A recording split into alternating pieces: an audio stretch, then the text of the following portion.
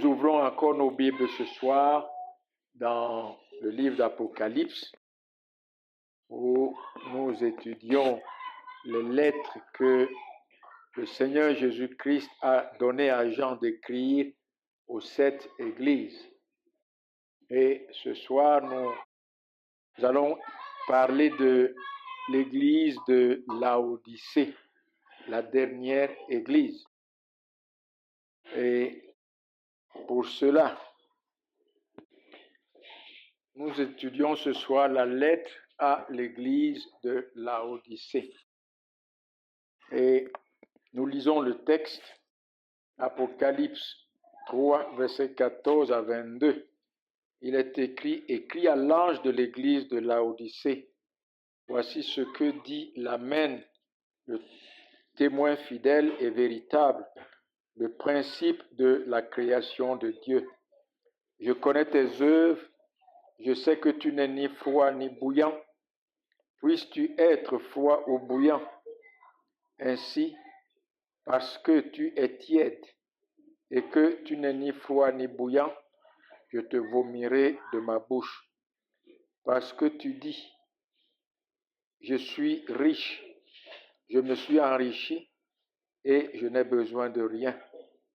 Et parce que tu ne sais pas que tu es malheureux, misérable, pauvre, aveugle et nu, je te conseille d'acheter de moi de l'or éprouvé par le feu, afin que tu deviennes riche, et des vêtements blancs, afin que tu sois vêtu et que la honte et la nudité ne paraissent pas, et un collier pour oindre tes yeux, afin que tu vois. Moi, je reprends et châtie tous ceux que j'aime. Aie donc du zèle et répands-toi. Voici, je me tiens à la porte et je frappe. Si quelqu'un entend ma voix et ouvre la porte, j'entrerai chez lui, je souperai avec lui et lui avec moi. Celui qui vaincra, je le ferai asseoir avec moi sur le trône, sur mon trône, comme moi j'ai vaincu et je me suis assis avec mon Père sur son trône. Que celui qui a les oreilles entende ce que l'Esprit dit aux 7 églises. Voilà donc, n'est-ce pas, le texte de ce soir. Et selon l'histoire, la ville de Laodicée était une ville très développée, financièrement, économiquement très forte, une ville où étaient établis beaucoup de banques et de grands commerces. Bref, la ville de Laodicée était une ville très prospère, une ville très riche. Et c'est dans cette ville que se trouvait cette église pauvre spirituellement, cette église aveugle spirituellement, cette église misérable spirituellement. Et en réalité, c'est ce qu'on constate lorsqu'on observe, n'est-ce pas, les hommes là-dehors. Ils sont riches matériellement, financièrement. Ils sont à l'abri du besoin, mais spirituellement, ils sont pauvres. Spirituellement, ils sont misérables, aveugles. Spirituellement, ils sont nus. Et ils ont besoin, n'est-ce pas, de Christ. Comme il dit ici à l'église de Laodicée, je te conseille d'acheter de moi, voyez, de moi. Et ce n'est pas que on achète quelque chose de Christ, mais on a besoin de Christ. Voyez, c'est Christ lui-même, c'est lui-même qui est ici, de l'or éprouvé, c'est lui-même qui est ici, les vêtements blancs, et c'est pas autre chose. Et tant que les hommes continuent de tourner le dos à Christ, ils seront comme l'église de Laodicée. Mais en fait, l'église de Laodicée, même d'ailleurs, c'était une église de Christ, c'était des hommes sauvés. C'était des hommes sauvés. La condition de ceux qui ne sont même pas sauvés, ceux qui ne sont pas en Christ, leur condition est vraiment critique. Ouais. Parce que les flammes de l'enfer qui les attendent. L'église de Laodicée, malgré cette description que le Seigneur donne, c'était son église. Et c'est pourquoi il dit, au verset 19, « Moi je reprends et châtie tous ceux que j'aime. » C'était des hommes et des femmes qu'il avait aimés depuis avant la fondation du monde, mais qui, à un certain moment, n'est-ce pas, sont devenus ce qu'ils sont devenus. Et la première des choses que nous relevons, comme toujours, n'est-ce pas, la lettre est adressée à l'ange de Laodicée. Nous le rappelons, c'est le responsable spirituel qui, comme le reste, n'est-ce pas, le reste de l'Église, ne voyait vraiment pas leur propre situation, la condition dans laquelle ils évoluaient devant Dieu. Et même, nous pouvons dire qu'en fait, cette église de Laodicée était à l'image de son responsable lui-même. Parce qu'en réalité, si le responsable est aveugle, tout le reste est aveugle. Si le responsable est pauvre spirituellement, tout le reste est spirituellement pauvre. Parce que le responsable ne donne que ce qu'il reçoit de Christ et ce qu'il a. Il ne peut pas donner ce qu'il n'a pas. Nous vous nourrissons de ce que Christ nous a nourris. Et si nous-mêmes, nous refusons de nous nourrir de ce que Christ donne, nous allons vous donner en réalité les maigres, la médiocrité que nous sommes nous-mêmes. Vous voyez, c'est ça le problème que nous voyons ici. Donc, je dirais même que cette église était à l'image de ces conducteurs spirituels qui eux-mêmes ne voyaient pas leur état et qui pensaient être quelque chose. Et ainsi, donc, cette lettre avait pour but, elle était bienvenue, elle avait pour but, n'est-ce pas, de le réveiller, elle avait pour but de lui ouvrir, de leur ouvrir les yeux sur leur situation et d'amener l'Église à travailler pour sa restauration. Et c'est pourquoi il dit que celui qui a les oreilles entende ce que l'Esprit dit aux églises. Lorsqu'il dit celui qui a des oreilles, les oreilles c'est pourquoi? C'est pour entendre. Et pour entendre, qu'est-ce qu'il faut? L'attention. L'attention. Il les interpelle ici que toute leur attention doit être portée sur ce que le Saint-Esprit vient de leur annoncer à travers cette parole, et qu'ils travaillent pour leur restauration. C'est la première des choses que nous voyons.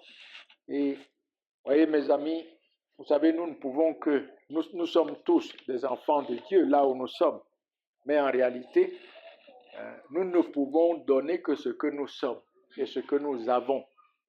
Si nous ne grandissons pas spirituellement, n'attendons pas ceux qui sont avec nous de grandir spirituellement. Leur croissance spirituelle dépend de notre croissance spirituelle. C'est ça. Et c'est très important. C'est pourquoi dans certaines maisons, par exemple des maisons chrétiennes, où les parents ne sont pas spirituellement mûrs, les enfants grandissent comme s'ils n'entendent, comme si leurs parents n'étaient pas chrétiens. Parce qu'ils n'entendent même pas la parole de Dieu. Et lorsqu'ils l'entendent, ce n'est vraiment pas une parole instructive. Et nous devons faire attention à nous-mêmes. Nous devons faire attention à nous-mêmes. C'est comme nous allons le voir. L'état de comment est-ce que cette église pensait être quelque chose, mais malheureusement, elle était véritablement médiocre. Deuxièmement, le Seigneur s'identifie lui-même ici, comme par ailleurs, ici, il dit, il est l'Amen. L'Amen, ça veut dire quoi? Celui qui ne change pas dans ses desseins, dans ses promesses. Ces promesses s'accomplissent toujours. Il est la vérité inchangeable de Dieu, la vérité immuable de Dieu. Voyez, lorsqu'on dit Amen, ça veut dire ainsi soit-il. comme pour dire, nous confirmons que c'est la vérité. Nous confirmons que c'est la vérité. Et Christ est l'Amen parce qu'il est la vérité inchangeable, la vérité de Dieu, inchangeable de Dieu, la vérité toute puissante de Dieu. Voyez. Il est le témoin fidèle et véritable. Lorsqu'on parle d'un témoin, on parle de celui-là qui a vu et qui a entendu. Hein? Et c'est ce qu'il a vu et c'est ce qu'il a entendu qu'il rapporte. Ça, un témoin fidèle. Un témoin fidèle. Et le Seigneur Jésus-Christ est ce témoin fidèle. Parce que dans la parole, il nous dit que c'est ce qu'il entend et c'est ce qu'il voit au Père qu'il fait. Il dit ce qu'il entend au Père et il dit ce qu'il voit au Père. Donc, en fait, sa parole est digne de foi. Hein? Sa parole est véritable, digne de foi. Vous voyez, c'est pourquoi Dieu lui-même, à son baptême et sur la montagne, la préfiguration, il dit, celui-ci est mon fils bien-aimé en qui j'ai mis toute mon affection. Écoutez-le. Pourquoi Dieu met-il toute son affection en son fils? Parce que c'est son fils qui rapporte fidèlement ce que Dieu dit. Et il fait fidèlement ce que Dieu lui-même fait. Dans Jean 8, verset 26, le Seigneur Jésus-Christ dit ceci. Jean 8, verset 26, il dit, j'ai beaucoup de choses à vous dire et à juger en vous, mais celui qui m'a envoyé est vrai, et ce que j'ai entendu de lui, je le dis au monde. Jean 8, verset 26. Et au verset 28, il dit, Jésus leur dit donc, quand vous aurez élevé le Fils de l'homme, alors vous connaîtrez ce que je suis. Hein? Vous connaîtrez que je suis le Dieu véritable, hein? Le Dieu d'éternité en éternité. Je suis l'éternel. Vous voyez ce que je suis. C'est ça. Vous connaîtrez. Et que je ne fais rien de moi-même, mais que je parle selon ce que le Père m'a enseigné. Ce que le Père m'a enseigné. Vous voyez, c'est ça le témoin fidèle. Il n'ajoute rien à ce qu'il a entendu et il ne retranche rien à ce qu'il a entendu. Il ne dit pas ce qu'il n'a pas vu, mais il dit exactement ce qu'il a vu et ce qu'il a entendu. Oui. Et il est le véritable Dieu. S'il dit exactement ce que son Père a dit, c'est parce que lui-même est dans le Père et le Père est en lui. Et c'est pourquoi dans 1 Jean chapitre 5, il dit, à partir du verset 20, il dit, nous savons que le Fils de Dieu est venu et qui nous a donné l'intelligence pour connaître le véritable. Nous sommes dans le véritable en son Fils Jésus-Christ. C'est lui le Dieu véritable et la vie éternelle. Et il dit, petits enfants, gardez-vous des idoles. Méfiez-vous des idoles. Méfiez-vous de ce Jésus qu'on vous annonce, qui n'est pas le Dieu véritable et vrai, qui n'est pas le Dieu d'éternité en éternité. Il ne peut pas vous sauver. C'est ça. Et une autre chose, la manière dont le Seigneur Jésus-Christ s'identifie ici à l'église de Laodicée, il est le principe de la création. Ça veut dire quoi? Le commencement, l'origine, la source, la cause première de tout ce qui existe. Le commencement de toute chose, l'origine de toute chose. Il est le créateur de tout ce qui existe. Il est le créateur. Donc, comme pour leur dire, voyez, cet homme qui est venu sous forme, en fait, cet homme qui est venu comme un simple homme, comme un homme ordinaire, qu'on a considéré comme le fils de Jésus, comme le fils de Marie, en cet homme habite corporellement toute la plénitude de la divinité. C'est lui le Dieu créateur. le Dieu d'éternité en éternité. C'est lui l'Éternel, celui qui suit, celui qui suit. Et vous voyez, c'est un réconfort, n'est-ce pas, pour cette Église, et comme pour l'Église aujourd'hui, pour ces Églises, c'est cette Église, c'était un réconfort pour eux de savoir qu'en réalité, leur Seigneur, c'est celui qui règne sur son trône de gloire, c'est celui qui est le Dieu de gloire, le Tout-Puissant, celui qui tient toutes choses en main, celui qui conduit toutes choses, celui qui a vaincu tous leurs ennemis, celui qui règne et qui fait concourir toutes choses à leur bien. Parce que c'est des églises qui connaissaient la persécution. C'est des églises qui connaissaient multiples souffrances. Et c'est la même chose pour nous aujourd'hui. Vous voyez, de savoir que celui qui est mon Dieu, hein, c'est celui qui tient toutes choses entre ses mains.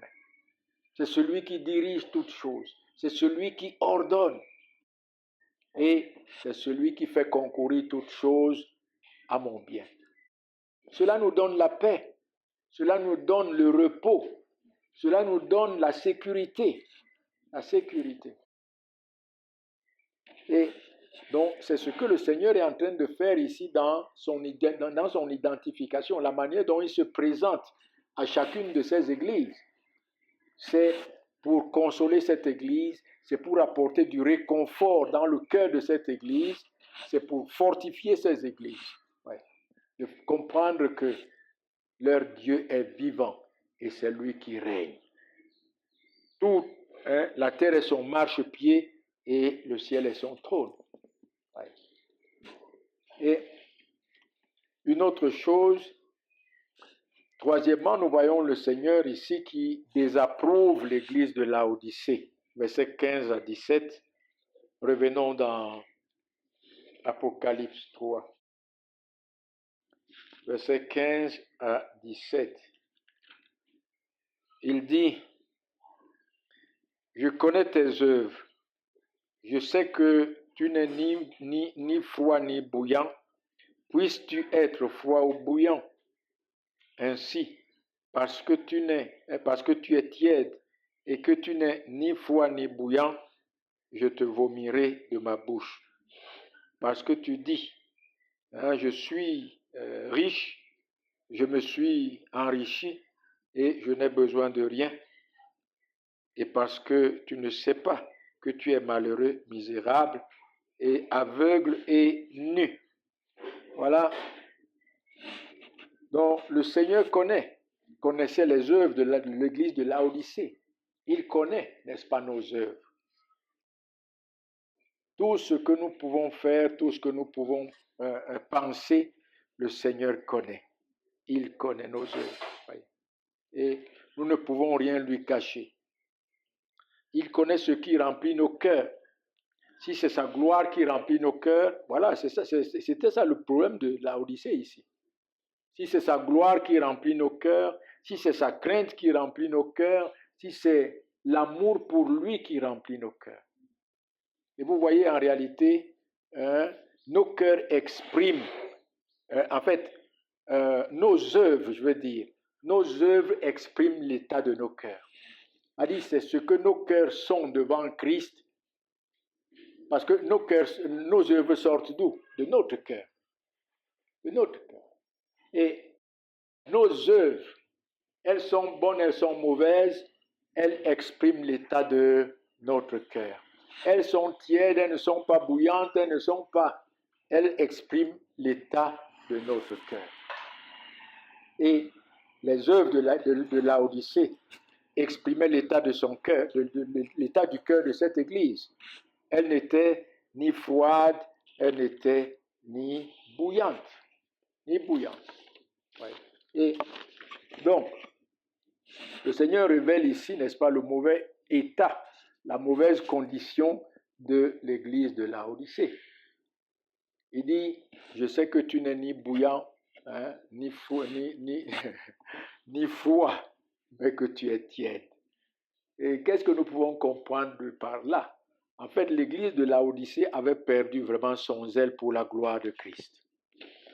Retenez que c'est l'église de Christ. Ce n'est pas des païens. C'est des hommes et des femmes aimés de toute éternité par Christ, rachetés par le sang de Christ, rendus saints et irréprochables devant Dieu. Des hommes et des femmes sur lesquels il n'y avait plus aucune condamnation, parce qu'ils étaient en Jésus-Christ. Mais le culte qui rendait à Christ, le culte qui rendait à Christ quotidiennement, voyez, ils avaient perdu leur zèle pour la gloire de Christ, hein. Ils avaient perdu leur zèle pour l'avancement de la gloire de Christ et le salut des élus. Ils ne ressentaient plus le désir de croître spirituellement dans la grâce de Christ, dans la connaissance de Christ, dans l'amour pour Christ. Ils ne ressentaient plus le désir de la communion avec Christ. Voici leur problème ici. Cette église se contentait seulement et se réjouissait seulement d'avoir été sauvée par le sang de Jésus-Christ.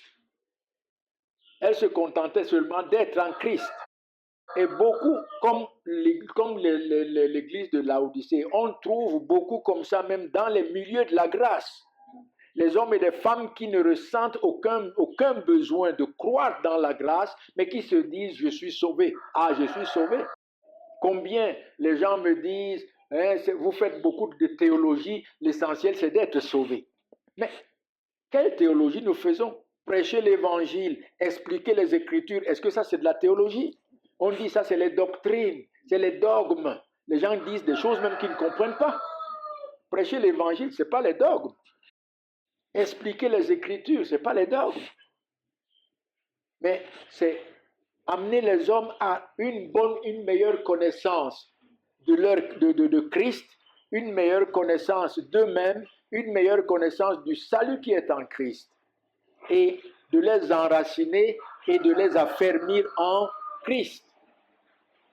C'est pour ça que nous expliquons les Écritures. Et il y a des gens en réalité qui ne sentent pas le besoin d'être là. Pourquoi est-ce que beaucoup de gens ne peuvent pas venir aux études bibliques? Pourquoi est-ce que beaucoup de gens ne peuvent pas venir même aux réunions de prière? Parce qu'ils se disent « Oh, je suis sauvé, ça me suffit. » Hein?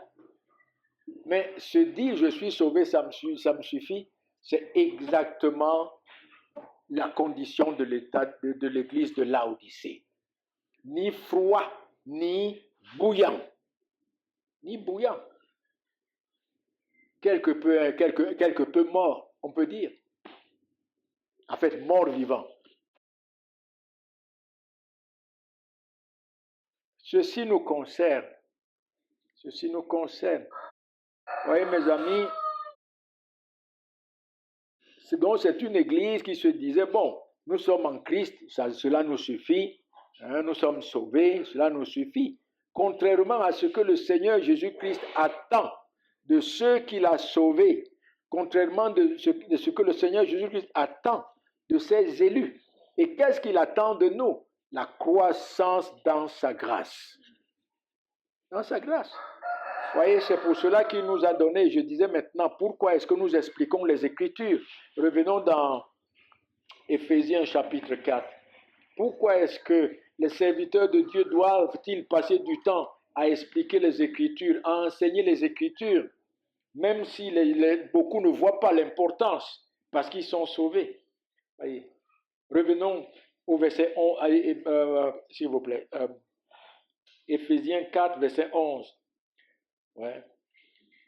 Et il a donné, le Seigneur Jésus-Christ a donné les uns comme apôtres, hein, les autres comme prophètes, hein, les autres comme évangélistes, les autres comme pasteurs et docteurs, pour le perfectionnement des saints, en vue de l'œuvre du ministère et de l'édification du corps de Christ, jusqu'à ce que nous soyons tous parvenus à l'unité de la foi et de la connaissance du Fils de Dieu, à l'état d'homme fait, à la mesure de la stature parfaite de Christ. Voilà ce que Christ attend de nous. C'est pour cela que nous sommes là pour enseigner les Écritures et les enseigner fidèlement. Voyez. verset 14, « Ainsi, nous ne serons plus des enfants flottants et emportés à tout vent de doctrine par la tromperie des hommes, par leur ruse dans les moyens de séduction, mais en professant la vérité dans l'amour, nous croîtrons à tous égards en celui qui est le chef, Christ. C'est de lui que, grâce à tous les liens de son assistance, que tout le corps, bien coordonné et formant un solide assemblage, tire son accroissement selon la force qui convient à chacune de ses parties et s'édifie lui-même dans l'amour. » Voici ce que le Seigneur Jésus-Christ attend de son Église. Il nous a sauvés, certes, mais nous devons grandir. Un enfant qui est né, le petit William, il est là. Il est venu il y a 3 semaines et demie. Mais si nous constatons que cet enfant ne grandit pas, quelle sera notre attitude? Qu'est-ce que nous allons penser dans nos cœurs? Voyez? Il est né pour grandir. Pour grandir. S'il ne grandit pas, il y a quelque chose. Il y a quelque chose. Il y a problème. Et cette église avait ce problème et beaucoup ont ce problème aujourd'hui. Vous voyez, de croire que non, je suis sauvé, ça me suffit. Vous voyez. Et nous pouvons encore lire dans Colossiens chapitre 1, verset 9 à 11. Colossiens chapitre 1, verset 9 à 11, où il dit, ça c'est la prière de Paul, pour les chrétiens de Colosse et pour nous. Il dit, c'est pour cela que nous aussi, depuis le jour où nous avons été informés, nous ne cessons de prier Dieu pour vous. Nous demandons que vous soyez remplis de la connaissance de sa volonté en toute sagesse et intelligence spirituelle pour marcher d'une manière digne du Seigneur et lui être entièrement agréable, portant du fruit en toutes sortes de bonnes œuvres et croissant par la connaissance de Dieu, fortifié à tous égards par sa puissance glorieuse, en sorte que vous soyez toujours et avec joie, persévérants et parfaits. Amen. Voici ce que Christ attend de nous. Voici les besoins essentiels de l'Église. Nos besoins essentiels dans ce monde, ce n'est pas notre bien-être. Malheureusement, c'est sur les choses, ce sont les choses passagères et périssables qui sont les sujets privilégiés de ces hommes et de ces femmes qui se disent sauvés. Non, notre croissance spirituelle, notre relation avec notre Dieu, la communion avec Christ, c'est ce qui est essentiel pour nous dans ce monde.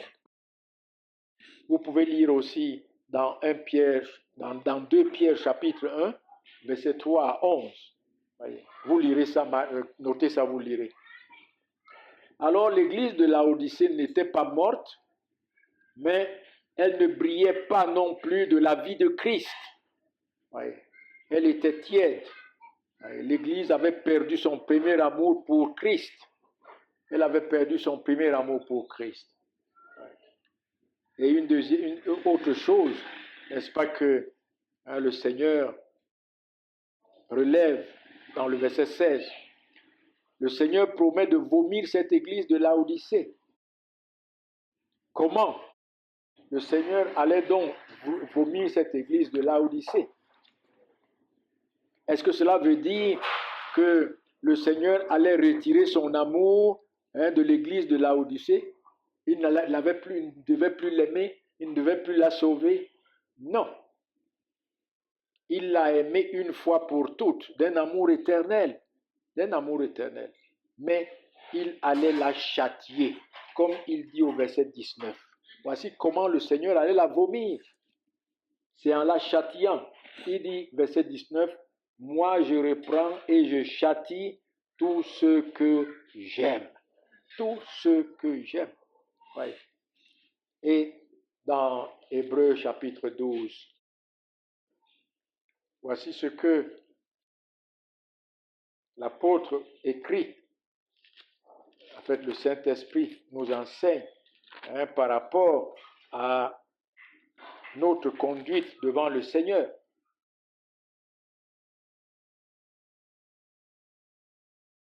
Il dit, vous n'avez pas encore, verset 4, vous n'avez pas encore résisté jusqu'au sang en luttant contre le péché, et vous avez oublié l'exhortation qui vous est adressée comme à des fils. Il dit, personne d'entre vous n'est pas encore mort en luttant contre le péché.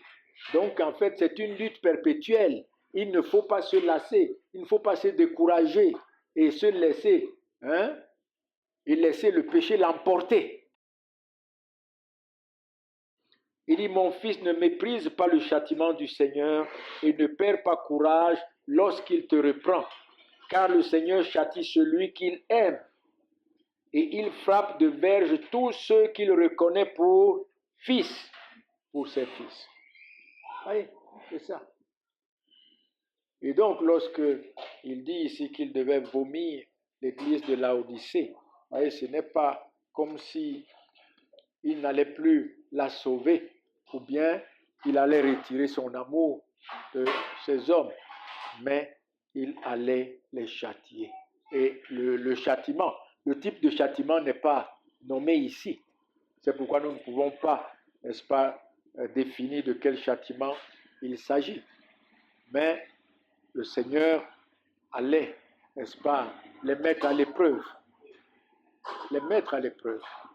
Afin que de par cette épreuve, ils se relèvent pour leur restauration. Il les relève et les restaure. Revenons dans notre texte, verset 17. Et là, le Seigneur relève, ou bien le Seigneur note l'aveuglement spirituel de l'église de Laodicée. Vous voyez, l'église de Laodicée était peut-être matériellement, financièrement comblée, comme l'histoire nous raconte de la ville de Laodicée, ou même, en fait, elle se contentait simplement de ce qu'elle était et ne voyant véritablement pas et ne comprenant pas son état spirituel, son mauvais état spirituel, sa mauvaise condition spirituelle devant Dieu. Et il dit ici au verset 17, il dit, parce que tu dis, je suis riche, je me suis enrichi, je n'ai besoin de rien, et parce que tu ne sais pas que tu es malheureux, misérable, pauvre, aveugle, nu. Voilà la condition spirituelle de cette église. Mais malheureusement, elle se vantait d'être une église forte. Elle se vantait d'être une église forte, une église vivante. Alors qu'en fait, aux yeux de Dieu, il n'y avait pas la vie. Il n'y avait pas la vie. Vous voyez, mes amis, nous pouvons être comme Laodicée. C'est peut-être une église qui, n'est-ce pas, était beaucoup attachée aux activités. Et aux yeux des hommes, cela paraissait une église vivante. Mais spirituellement, Christ n'était pas à sa place. On peut beaucoup être attaché aux activités, n'est-ce pas? Mais sans vraiment la grâce, sans l'œuvre efficace de la grâce de Christ dans le cœur, dans les cœurs. Et il y a beaucoup d'églises comme ça aujourd'hui. Elles paraissent être des églises vivantes, elles paraissent être des églises très prospères, très prospères spirituellement, mais Christ a fui depuis longtemps. En fait, il n'a jamais été là, même pas, il n'a jamais été là. Regardez ces églises qui sont là dehors. Elles sont très bouillantes. Mais la vie n'y est pas. Heureusement, Laodicée avait la vie, mais elle était malheureuse, médiocre, et elle attirait le malheur sur elle-même. Elle était misérable. Ce qui était pour lui des gains à ses yeux, en réalité, n'avait aucune valeur spirituelle devant Dieu. Elle inspirait la pitié de Dieu. Elle inspirait la pitié de Christ. Elle était pauvre. Elle manquait de tout. Et, voyez, l'œuvre efficace. Elle ne connaissait pas en elle, n'est-ce pas, l'œuvre efficace de la grâce de Christ pour sa croissance et pour son son édification. Elle était aveugle. Elle ne pouvait voir ni comprendre quelle était sa véritable condition et son besoin de la grâce de Dieu. Son besoin de la grâce de Dieu, son besoin de la communion avec Christ. Voyez. Elle était nue, dépouillée totalement devant Christ. Voyez. Dépouillée. Vous voyez, l'église de Laodicée était comme ces pharisiens et ces scribes dans l'Ancien Testament, ces juifs qui se croyaient meilleurs, qui malheureusement en réalité ne voyaient pas leur propre misère. Et c'est d'eux, n'est-ce pas, c'est de ces juifs et de ces propres justes, pas seulement les juifs, mais tous les propres justes. Même dans les milieux de la grâce, il peut y avoir des hommes qui sont des propres justes, qui pensent que moi je suis ceci, moi je suis ceci, je suis avancé en ceci, je suis avancé en cela. Comme certaines pensent que c'est seulement les nouveaux convertis qui ont besoin de telle exhortation, de telle exhortation. Non. L'enseignement, c'est tous qui ont besoin de l'enseignement. Ce que nous avons entendu le premier jour, nous avons encore besoin de l'entendre aujourd'hui et nous avons encore besoin de l'entendre à la dernière minute de notre mort. Il n'y a rien qui soit pour les nouveaux convertis. Vous voyez, les Juifs dans l'Ancien Testament, ils pensaient être, et c'est d'eux que Proverbe parle ici dans Proverbe 30, verset 12. Il dit, il est une race qui se croit pure et qui n'est pas lavée de sa souillure. Vous voyez, c'est ainsi que Laodicée, une église qui pensait qu'elle était riche, qu'elle s'est enrichie. Peut-être était-elle matériellement enrichie, matériellement riche, mais spirituellement, elle faisait pitié. Elle était misérable. Oui, misérable. Oh, combien de fois, n'est-ce pas, nous avons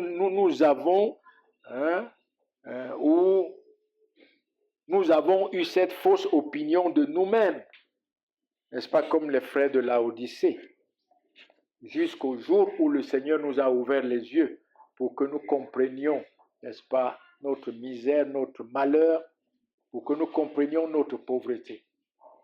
Et c'est pourquoi, en réalité, les véritables enfants, les véritables élus, dans les cœurs desquels la grâce de Dieu est en œuvre, ces hommes et ces femmes qui grandissent spirituellement, au fur et à mesure ils grandissent spirituellement, au fur et à mesure ils deviennent petits, parce qu'ils se voient eux-mêmes tels qu'ils sont. Et ils savent que sans la grâce de Dieu, je ne suis absolument rien. Rien. Il ne peut pas se lever pour dire qu'il est grand. Il ne peut pas se lever pour dire qu'il a compris, qu'il a tout compris. Il ne peut pas se lever pour dire je suis arrivé. Au fur et à mesure vous grandirez dans la grâce, au fur et à mesure vous allez vous humilier. Vous allez vous humilier. Si en grandissant dans la grâce, vous vous enorgueillissez, c'est que la grâce de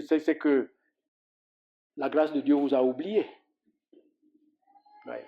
Elle vous a fait connaître une fausse opinion de vous-même et non pas la réalité de vous-même. Ouais. Et que le Seigneur nous en garde. Que le Seigneur nous en garde. Et nous continuons dans le verset 18. Et là, n'est-ce pas, le Seigneur souligne encore le besoin essentiel de l'église de Laodicée. Ce besoin essentiel, c'est le Seigneur Jésus-Christ lui-même. Voyez. Verset 18, il dit, et je te conseille d'acheter de moi de l'or éprouvé par le feu, afin que tu deviennes riche, et des vêtements blancs, afin que tu sois vêtu et que la honte et la nudité ta honte et ta nudité ne paraissent pas, et un collier pour oindre tes yeux, afin que tu vois. Voyez, mes amis, ce besoin essentiel, voyez, cet or éprouvé, ces vêtements blancs, c'est c'est ce collier et que cette Église avait besoin et dont nous avons besoin, c'est notre Seigneur et Sauveur Jésus-Christ lui-même. Voyez, lui-même. C'est lui qui donne le vouloir et le faire. Et c'est lui-même qui fait tout en nous. C'est lui qui fait tout en nous. Et dans Ésaïe 26, le verset 12, il dit, Éternel, nous avons la paix. Parce que tout ce que nous faisons, c'est toi qui le fais en nous. En nous. Ils avaient besoin de Christ pour que Christ œuvre efficacement dans leur cœur. Voyez. C'est lui, le Seigneur Jésus-Christ, lui-même qui est de cet or éprouvé. Il est le Dieu béni éternellement, le Fils éternel de Dieu, qui a été éprouvé en portant sur lui le péché de son peuple et qui a subi la colère de Dieu sur la croix. Il en est mort, il en a été enseveli, il est ressuscité le 3e jour pour le salut de son peuple. C'est lui de l'or éprouvé. Et sans lui, nous ne pouvons absolument rien. Rien. C'est lui, n'est-ce pas, ce vêtement. C'est lui qui est ce vêtement blanc. C'est sa justice, c'est sa sainteté dont il a revêtu ses élus. Et c'est lui aussi, n'est-ce pas, avec sa justice, sa sainteté, dont il a revêtu ses élus pour les faire paraître saints et irréprochables devant Dieu. Et vous voyez, c'est lui qui revêt son peuple de ses précieux dons pour le bon fonctionnement de son Église, pour la bonne santé de son Église et pour le servir en esprit et en vérité. Et c'est lui qui nous revêt de toutes ces choses. Et en plus, n'est-ce pas, c'est lui qui est le collier spirituel pour nos yeux, parce que c'est lui qui est la lumière de la vie, qui nous éclaire, qui nous illumine et qui nous éclaire. C'est le Seigneur Jésus-Christ lui-même. C'est pourquoi il est dit dans Jean chapitre 1, dans Jean chapitre 1, il dit, au commencement était la parole était avec Dieu et la parole était Dieu. Elle était au commencement avec Dieu. Toutes choses ont été faites par elle et rien de ce qui a été fait n'a été fait sans elle. En elle était la vie et la vie était la lumière des hommes. Amen. Oui, c'est Christ vivant en nous qui nous éclaire, qui nous ouvre les yeux, qui fait tomber, n'est-ce pas, les écailles de la fausseté, de la fausse religion, les écailles de la fausse notion que nous pouvons avoir du culte à lui rendre pour que nous le servions en esprit et en vérité. Et ici, l'église de Laodicée, n'est-ce pas, avait cette fausse notion. Ce n'était pas quelque chose à acheter de Christ, mais c'est Christ lui-même. C'est de lui dont nous avons besoin. Ouais. Et donc c'est le Seigneur Jésus-Christ qui restaure son peuple. C'est lui qui relève son peuple de ses chutes. C'est de lui dont l'Église de Laodicée avait besoin et c'est de lui que nous-mêmes nous avons besoin pour notre croissance dans la grâce, dans le salut qu'il nous a donné, pour croître à la stature même de Christ, à la ressemblance et à l'image de Christ. C'est lui-même qui œuvre, qui fait cette œuvre de grâce en nous, cette œuvre bénie en nous. Oui. Parfois, les hommes recourent au jeûne et à la prière, mais aucun jeûne, aucune prière. Non, c'est Christ. C'est Christ. Versets 19 et 20, voyez, le Seigneur appelle son Église, il appelle l'Église de Laodicée au zèle pour son nom et à revenir à la communion avec lui. Lisons-le. Il dit, aie donc du zèle et repens-toi. voici, je me tiens à la porte et je frappe. Si quelqu'un entend ma voix et ouvre la porte, j'entrerai chez lui, je souperai avec lui et lui avec moi. Vous voyez, le verset 20, c'est un verset que moi j'ai beaucoup très mal compris et que j'avais beaucoup mal enseigné. Vous voyez, oubliant qu'en réalité, ici, le Seigneur parle à son Église. Mais j'ai enseigné ce verset comme si l'église de Laodicée c'était des païens et qu'il fallait qu'ils ouvrent la porte au Seigneur pour que le Seigneur les sauve.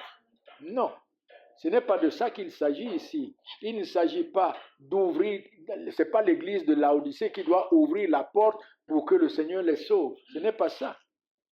Mais il s'agit ici de la communion avec Christ. Il dit, j'entrerai, je souperai avec lui et lui avec moi. Souper avec quelqu'un, c'est quoi? C'est symbolique de la communion avec la personne.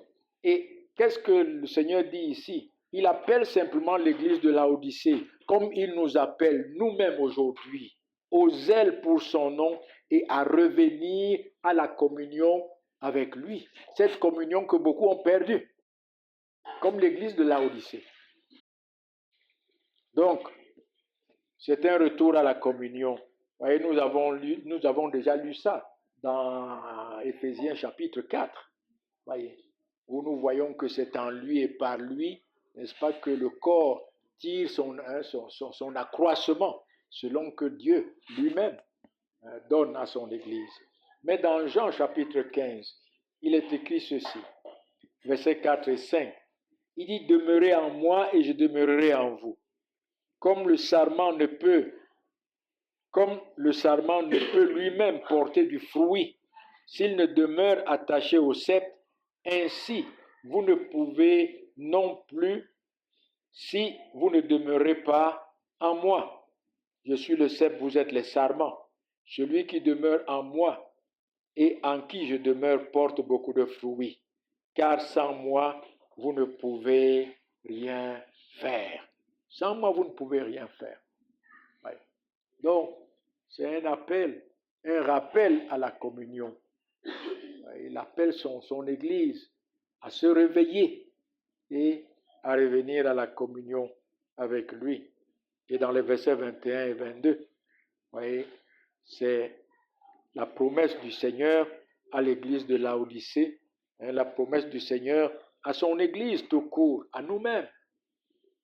Mais dans cette promesse de la gloire éternelle avec Christ sur son trône, n'est-ce pas, le Seigneur appelle son Église et encourage son Église à vaincre sa tiédeur qui fait la guerre à son âme, comme lui-même a vaincu tous ses ennemis et il s'est assis sur son trône avec le Père.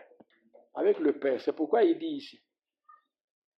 Il dit, celui qui vaincra, je le ferai asseoir sur mon trône. Comme moi-même j'ai vaincu et je me suis assis avec mon Père sur son trône. Le trône de Christ et le trône de Père, ce n'est pas deux trônes différents, c'est le même trône. C'est le trône de Christ et du Père. Il nous appelle ici à la gloire éternelle et à régner avec lui sur son trône. Mais nous devons pour cela vaincre, n'est-ce pas, les ennemis qui font la guerre à notre âme. Nous devons vaincre les ennemis qui font la guerre à notre âme. Donc l'église de Laodicée devait vaincre sa tiédeur, devait se relever. Cette tiédeur qui faisait la guerre à son âme et dont elle ne se rendait pas compte. Elle ne se rendait pas compte. Et enfin, n'est-ce pas, il interpelle l'église de Laodicée à porter toute son attention, à incliner tout son cœur sur ce message que le Saint-Esprit leur a annoncé concernant leurs mauvaises conditions spirituelles et à se relever par celui-là qui fortifie son Église, notre Seigneur et Sauveur Jésus-Christ. C'est pourquoi il dit que celui qui a les oreilles entende et ce que l'Esprit dit aux églises. Il nous appelle à porter toute notre attention sur les messages, sur ces lettres, parce qu'en réalité, vous voyez, ces 7 lettres nous enseignent exactement la condition par laquelle passe l'Église de Christ, de tous les âges. Tout ce qui est exprimé ici, c'est l'expérience de l'Église de Christ, de tous les âges. De tous les âges. Nous connaîtrons les bas et les hauts, le Seigneur nous appréciera, le Seigneur nous réprouvera aussi. Voyez, c'est comme ça. Tout ce que nous avons lu dans ces églises est vécu, est expérimenté dans l'Église de Christ. C'est la vie de l'Église. Heureusement que ce soit dans les bas, que ce soit dans les hauts, nous sommes aimés du Seigneur. Nous sommes aimés du Seigneur. Il nous porte dans son cœur. Il ne nous réunira plus jamais. Voyez. Dieu bénisse sa parole dans nos cœurs. Amen.